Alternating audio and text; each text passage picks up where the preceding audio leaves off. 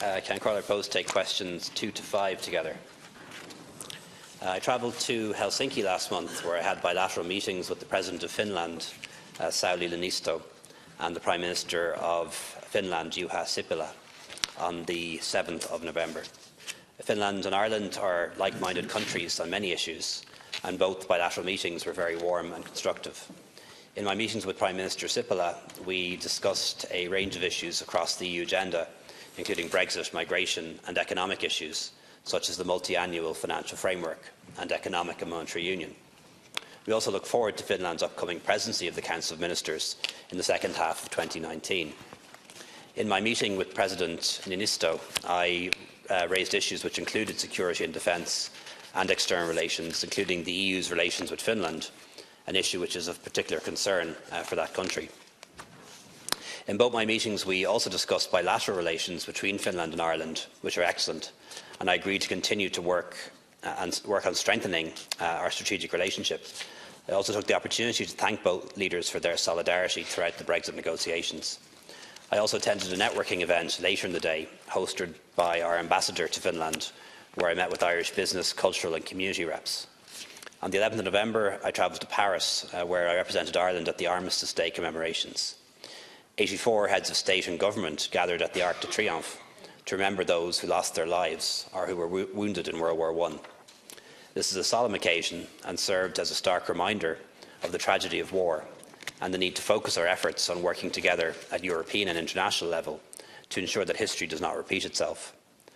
President Macron hosted the event, and I had the opportunity to speak with him on arrival and in the margins of the ceremonies. I also had informal exchanges with other counterparts, including several European and African leaders, as well as Prime Minister Trudeau of Canada and the heads of international organisations. I didn't have the opportunity to speak extensively with President Trump on this occasion, although we did exchange greetings. Thank you for your reply. The 100th anniversary of the World War I armistice was an important moment for remembering a war which still has a lot to teach us. In the huge amount of scholarship published in recent years, the consensus points to a war which was actually far from inevitable. It followed an extended period of peace and growth in Europe, and there was no compelling reason for war, even in terms of the values of the time. Ultimately, what was seen was a lack of strong rules-based organisations which would ensure trust and cooperation between countries. And that remains a powerful lesson for today, and it's unfortunately one which some parts of the English political class have chosen to ignore. It's an interesting fact of history that those who fought in the two world wars were the biggest enthusiasts for what we now call the European Union. Given the success of the commemorative programme of recent years and huge level of public engagement, can you assure us, Taoiseach, that the commemorations budget will remain intact? And also, given the central role of our academic historians in not only researching the period, but also in opening up scholarship to the public, would you reconsider the policy of recent years, which has seen a steady downgrading of the role of humanities research in the state's research strategy, and I think more significant funding for postgraduate doctorates into humanities? The mechanism is there. I had established it myself in the late 90s, is there to facilitate greater scholarship in that regard. In terms of your meeting in Finland, we welcome bilateral meetings with countries such as Finland, which have always had very constructive relations with Ireland. Of course, the trip had the added benefit for the Taoiseach of combining an official trip to Helsinki together with the EPP's Congress, which just so happened to be held at the same time in the same city. When you held the bilateral Taoiseach with your EPP colleague Prime Minister Orban earlier this year, you subsequently told the House that we should be understanding of his belief that he is protecting Hungary. Do you still believe this? You will have seen yesterday, Taoiseach, that a very highly rated university has now been driven out of Hungary because of the Orban government's analysis and hysterical campaign against anything funded by George Soros. The undertones of scapegoating, of fear-mongering and anti-Semitism are obvious. What is also happening is that Orban has launched a campaign against a few pieces of the free media which are left, against all NGOs which are not supportive of him, and has even enacted legislation to ban state funding of gender studies in universities. Taoiseach, are you aware of any more obvious violations of agreed European Union values and rules, and do you believe that enough is now being done to face down Orbanism? Thank you. Deputy Mary Lou MacDonald. And of course, the centenary commemorative events provided a moment and an opportunity for remembrance for lots of families, the length and breadth of this land and beyond, to remember in a very specific way their own family members who fell in what was termed the Great War. And I think it's very important in the midst of that very, very necessary remembrance of young lives lost, an entire generation lost in the killing fields of Flanders, that we don't lose sight either of the absolute waste and sin of imperial war. And Ireland learned that lesson because Irish blood was spilt. I want to ask you in that spirit, Taoiseach, and also mindful of the fact that in a post-Brexit scenario, the battle is underway now for the future of Europe and what the European project ought to be. And there is a very, very obvious contradiction between those of a federalist mindset who cite correctly the success of the European project as the world's greatest peace project and yet insist on increased militarisation, insist, for example, as your friend Macron does, of the necessity for a European army. You spoke to your counterpart in Finland. Finland is, of course, like ourselves, a military neutral. I want to put it to you, Taoiseach, as head of government, that as this debate now unfolds about the future of Europe, that all of us that are military neutrals should protect that status and should seek now expression of that status within the European treaties.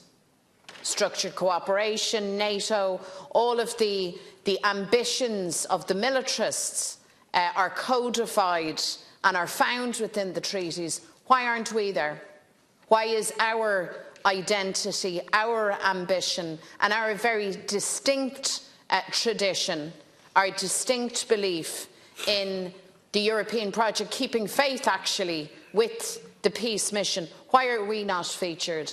And will you, as head of government, seek that inclusion within the treaties? I think that that would be a most positive, and I believe it's a very necessary thing for us to do and to contribute to this debate at this time. Deputy Boyd Barrett.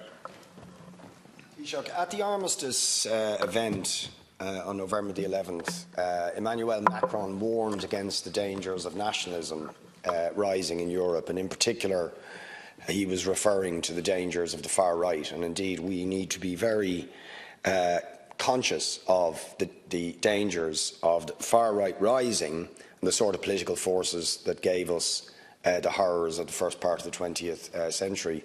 But would you agree with me, when you look at the uprising and protests that are taking place in France at the moment with the yellow jackets, that Emmanuel Macron has shown a complete inability to understand the lessons of the 30s and the 20s by imposing an unjust, flat, regressive austerity tax on struggling working people in France, couching it in progressive environmental terms, but actually imposing it on people suffering from poverty, precarious work, and a whole series of austerity attacks. He is making precisely the mistake that was made in the aftermath of the First World War with the Treaty of Versailles, austerity imposed on Germany and all the disastrous consequences of that. If we want to avoid the disasters of the 20s, the 30s and 40s, what we don't do is attack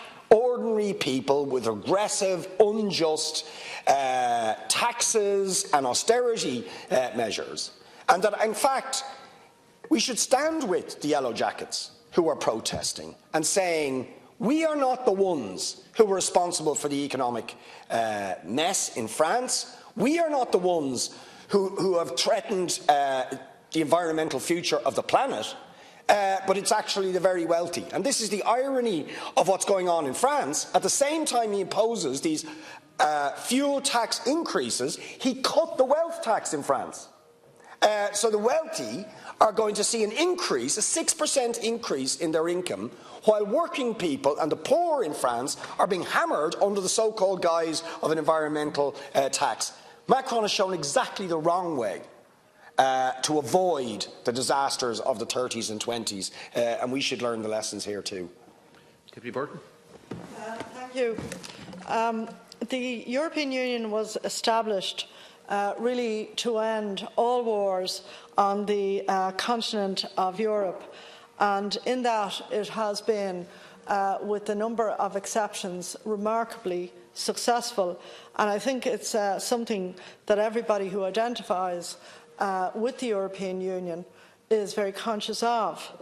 Irish neutrality as a concept and a policy by this country owes its origin to the slaughter, particularly of Irish men, and was mostly Irish men, in the First World War.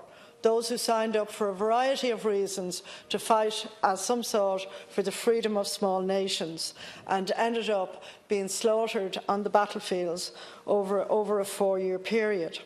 So I want to ask you, Taoiseach, first of all, do you support the recent statement by the Minister for Education that would see the restoration of history as a critical subject for young people in schools, particularly at secondary level as well as at primary school level? Is it important that our young people should know about this history and how, if you like, wars on the European continent came largely to an end? Secondly, in the context of the remembrance of the Great War, as it was called, do you propose to celebrate Irish neutrality? Now, I know within your own party, and indeed within the party that you're aligned to in Europe, as with all the other groups, there are people who are for a neutrality policy and, if you like, armies which are essentially for domestic defence rather than parts of greater cooperations and structures. Where do your own feelings lie? I mean, I think what's important is that as Taoiseach, you should not be dragged willy-nilly into a European federalist structure which would include the notion of a grand European army.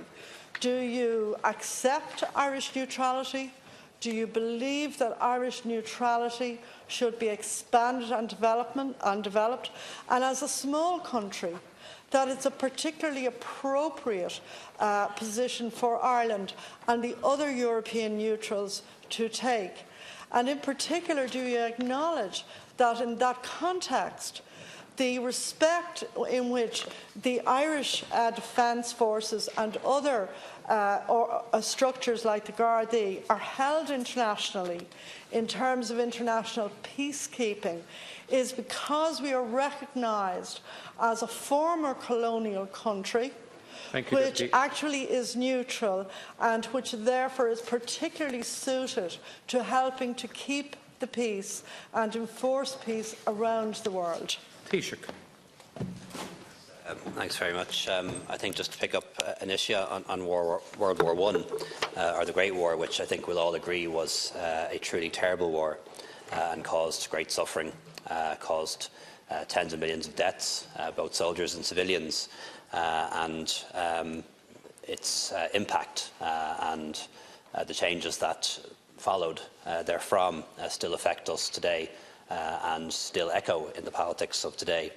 I do think some good lessons were learned from the First World War, a move away from monarchy towards republics in large parts of Europe, attempts at least at multilateralism, the establishment of the League of Nations after the First World War was a progressive step and one in the right direction. Unfortunately, it didn't succeed as an organisation, or certainly didn't succeed in preventing the Second World War, but did form a template for the United Nations which came thereafter. Also, out of the Second World War, we had a growth in the belief that nation-states should have self-determination, and we see after the First World War the emergence of new nation-states across Europe, including our own. There were also movements for disarmament which followed, as well as opposition to secret treaties. So I think many of the lessons that were learned from World War I were lessons well learned, and I wouldn't like to see them forgotten. In terms of Hungary and the Central European University, I think that Prime Minister Orbán does believe what he's saying, but that's not to say that I agree with him, and I don't. I don't agree with him on quite a lot of issues, whether it's migration or academic freedom or press freedom or the freedom of NGOs to be able to operate freely in a democratic society.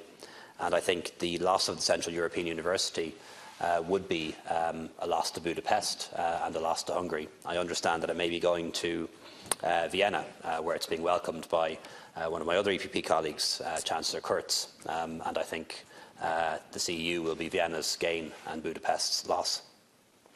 On EU integration, as I've said before on many occasions in this House, we won't be joining NATO and we won't be joining a European army.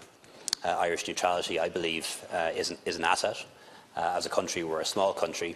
We're never going to be a military power. And any contribution that we would make to Europe's defence on a military basis could only ever be very limited. But we can be powerful in other ways, and that is through our peacekeeping, through our foreign policy and international development aid, through our commitment to organisations like the United Nations.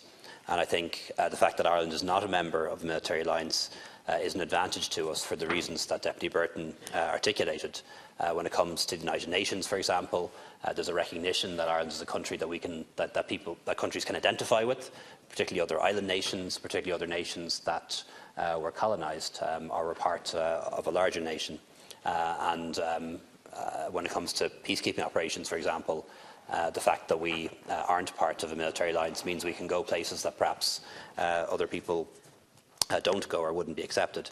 I'd have to double check. I think our neutrality and non-alignment is already expressed in the treaties. I think it's in the Lisbon Protocols.